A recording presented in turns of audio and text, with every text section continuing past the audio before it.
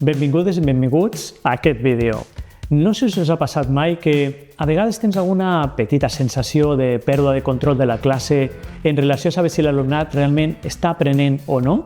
Per exemple, expliques alguna cosa a la classe i el dia següent ho tornes a preguntar als nens i nenes i veus que només s'han quedat amb l'anècdota que els vas explicar. Us ha passat alguna vegada? A vegades també passa amb el cas de l'ortografia. En el cas de les normes d'ortografia, agafes un text i a l'hora de corregir te n'adones que no han posat els accents i penses, però si ho portem repassant tota la setmana, com pot ser això?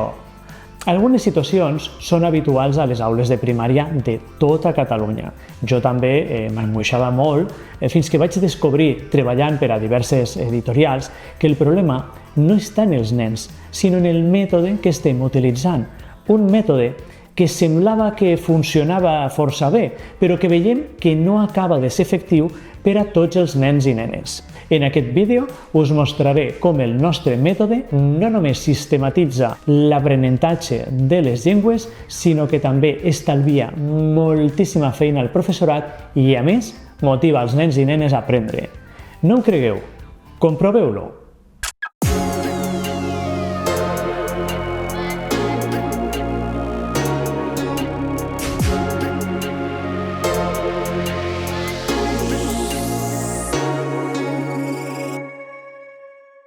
Hola, com esteu? Espero que estigueu passant un dia genial portant els vostres alumnes a un següent nivell. Pels que no em coneixeu, el meu nom és Mario Serrano i porto més de 20 anys com a mestre.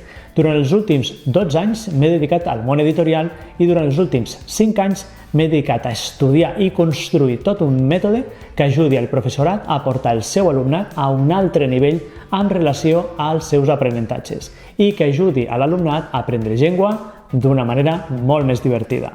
Com deia al principi, en aquest vídeo us explicaré el nostre mètode i la seva facilitat d'ús.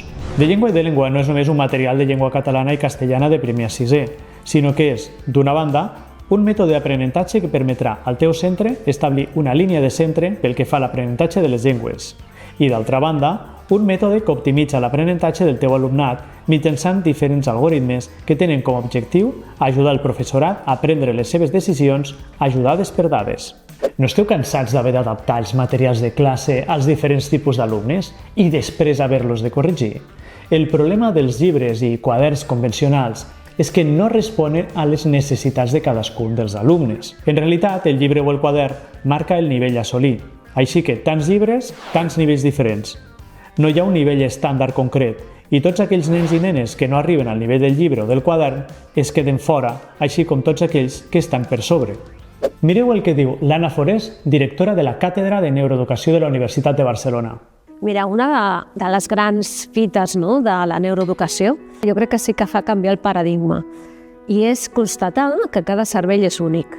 Si cada cervell és únic, per tant, cada nen i cada nena que tenim al davant són únics. Qualsevol proposta educativa l'hem de pensar per a tots i totes. No com es feia abans, com una campana de Gauss, buscàvem quina era la norma i dissenyàvem per aquests nanos o aquestes nenes i als dos extrems de la campana de Gauss fèiem com adaptacions curriculars. Ara el que estem dient és és que no hi ha normes, sinó que cada nen i cada nena són diferents perquè les seves connexions cerebrals són diferents i cada cervell és únic. Per tant, el que hem de fer és dissenyar per a que tots i totes tinguin el seu espai dins de l'aula. Com veieu, el problema no són ni els nens ni les nenes o nosaltres com a mestres, ni tan sols el llibre o el quadern en si mateix, sinó l'ús que se'ls dona a aquests. Així, tants nens, tants materials necessitaríem crear.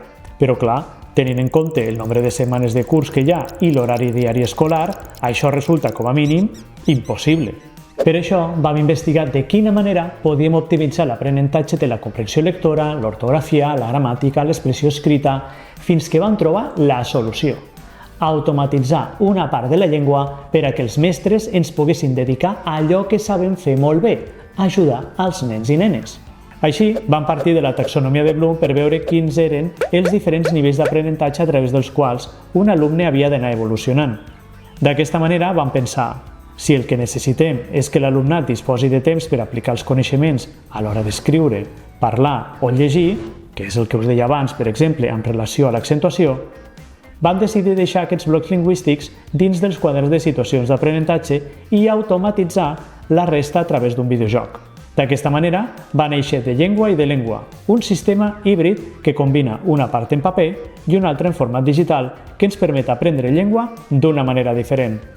Anem a veure com treballar amb els dos materials. El primer que farem serà anar a mirar la proposta de calendari que us proposem. En aquesta es pot veure com es combina l'ús dels dos materials al llarg de les diferents setmanes del curs.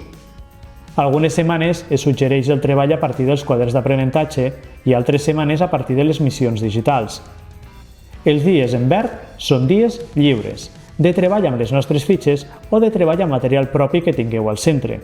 Els dies de color verd són punts de fuga en el dia a dia de l'aula. Per què? Perquè a les escoles sempre tenim moltes coses entre mans. Quan no hem d'assajar un festival, hem de fer una sortida. Però també són dies que podeu agafar per estendre-us en una situació d'aprenentatge si veieu que el vostre alumnat s'ho està passant bé, vol aprendre una mica, o simplement voleu fer una sortida que ajudi al vostre alumnat a comprendre millor una situació d'aprenentatge, com una escola que es va agafar 2 dies verds per anar a conèixer la cartera del poble i saber el que era una bústia de correus. Si ens centrem en els quaderns d'aprenentatge, aquests estan pensats perquè l'alumnat construeixi un esquema o patró d'actuació basat en 3 senzills passos: planificar, escriure i revisar. Tots parteixen d'un escenari de la vida quotidiana de l'alumnat i presenten un repte que els generi un conflicte cognitiu.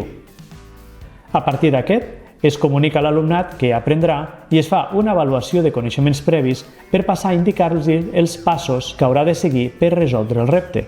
El que esperem del professorat que fan el nostre mètode no és que segueixi fil per randa el que diu aquí, sinó que adapti l'escenari al context real del seu alumnat i provoqui un conflicte cognitiu al seu alumnat, per tal que siguin ells qui, de mica en mica, plantegin els passos per resoldre el repte. A partir del plantejament del context i el repte, l'alumnat només haurà de seguir els passos que se li han recomanat. Les activitats, per tant, es focalitzaran en cadascun d'aquests passos, fins a ajudar l'alumnat a resoldre el repte per, finalment, fer un treball de metacognició. En aquest cas, tenim en compte que la memòria de treball de l'alumnat és molt làbil. Això fa que la seva atenció sigui molt reduïda, tant en temps com en quantitat d'informació que pot processar alhora. Per això, focalitzem totes les activitats en una única tasca a processar, o bé planificar el text, identificar una tipologia textual concreta, o bé donar solució al repte plantejat, o bé, finalment, revisar el que hem fet. Com podeu veure, treballar a partir de les situacions d'aprenentatge és molt fàcil. Només cal seguir els passos plantejats que trobareu explicat a les nostres guies didàctiques. Dins d'aquestes, no només trobareu els solucionaris, sinó també diferents propostes d'inici de cada situació, així com el pas a pas per ajudar el vostre alumnat. Gràcies a les situacions d'aprenentatge, treballareu tant l'expressió escrita com l'expressió oral, l'alfabetització informacional, la diversitat lingüística i l'educació literària. Fàcil, oi? Anem a veure com treballar ara a partir de les missions. Seguint el calendari, un cop hagin treballat una situació d'aprenentatge, toca el torn de les missions digitals. En aquestes, l'alumnat treballarà vocabulari, ortografia, comprensió lectora i gramàtica. L'estructura de la plataforma està pensada per a ser utilitzada de forma senzilla. Per treballar, només caldrà anar a la secció Missions. Un cop dins, podem veure què treballarem aquella setmana. Cada missió disposa de 3 sessions de classe. A la primera sessió, sempre es treballarà vocabulari i ortografia. A la segona, comprensió lectora. I a la tercera sessió es treballarà gramàtica o estratègies de comprensió lectora. Anem a veure ara com treballar en una sessió de classe. Totes les sessions de classe tenen 3 passos. Pas 1. Visualització de la narrativa, bé sigui amb un vídeo animat o una novel·la visual. Pas 2. Explicació per part del docent amb les píndoles explicatives. I pas 3. Activació de les activitats de l'alumnat. I clicant aquí podreu veure les activitats que veurà el vostre alumnat. D'aquesta manera us podreu preparar millor les vostres classes. Mentre el vostre alumnat gaudeix aprenent, vosaltres podreu seguir el seu avenç a través de les gràfiques que tindreu a la vostra disposició clicant a la secció d'avaluació. Clicant aquí podreu veure una visió de grup, sabent quins nens o nenes necessiten més ajuda o menys.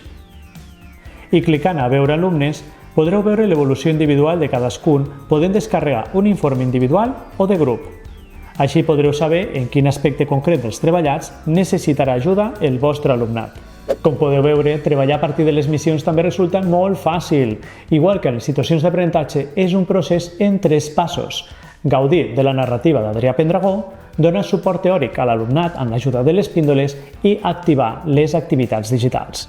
I si vols que encara t'ho posem més fàcil, no oblidis que sempre pots comptar amb les nostres profes de guàrdia, les quals tindreu disponibles de dilluns a divendres de 9 a 14 hores. Així de fàcil és treballant de llengua i de llengua. Comparteix aquest vídeo amb tots aquells mestres als quals els pugui resultar interessant i no oblides subscriure't al nostre canal per no perdre't cap dels nostres vídeos.